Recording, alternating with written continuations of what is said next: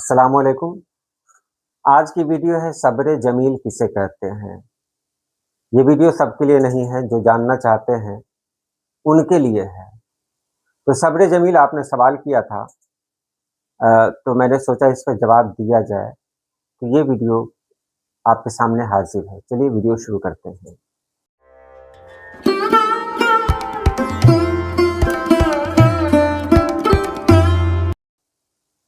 صبر جمیل اسلامی تعلیمات میں ایک اعلیٰ درجے کا صبر ہے، جسے خوبصورت صبر یا بے شکوہ صبر بھی کہا جاتا ہے۔ لغوی معنی صبر کا مطلب ہے صبر، استقامت، برداشت اور خود کو روکنا۔ جمیل کا مطلب ہے خوبصورت، عمدہ یا حسین، یا کہہ سکتے ہیں خوبصورت انداز میں خود کو روکنا۔ لیکن بات یہی مکمل نہیں ہوتی، آگے دیکھیے بہت کچھ جاننے کو ملے گا۔ اصطلاحی معنی کیا ہے؟ یہ وہ صبر ہے جو مصیبت، آزمائش یا دکھ میں کیا جائے، لیکن اس میں کوئی شکایت، بے چینی، مایوسی یا لوگوں سے فریاد نہ ہو۔ انسان اللہ کے فیصلے پر راضی رہے، دل میں درد اور غم ہو سکتا ہے کیونکہ یہ انسانی فطرت ہے، مگر زبان سے شکوہ نہ کرے اور اللہ ہی سے مدد مانگے۔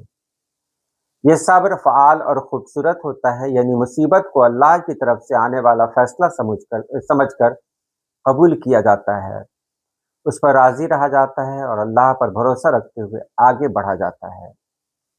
قرآن مجید کے سورہ یوسف میں بھی اس کا ذکر ہے۔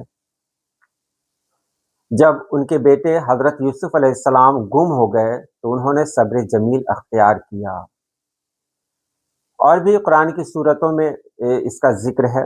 نبی پاک صلی اللہ علیہ وسلم کو مخاطب کر کے کہا گیا ہے کہ پس آپ خوبصورت صبر اختیار کیجیے۔ اب صبر جمیل کی خصوصیات کیا ہیں یہ جان لیں۔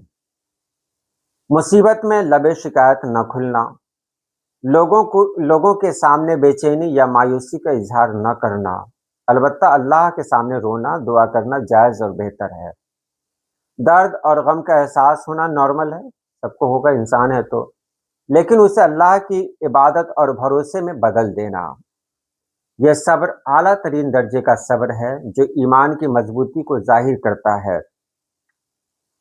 کوئی شخص بیماری، نقصان یا غم میں مبتلا ہو، وہ رو سکتا ہے، دل میں دکھ محسوس کر سکتا ہے، لیکن کیوں مجھ پر یہ ہوا کہہ کر اللہ سے شکوہ نہ کرے، بلکہ اللہ کے حکم پر راضی ہو، کہے کہ میں اللہ کے حکم پر راضی ہوں اور صبر سے کام لے۔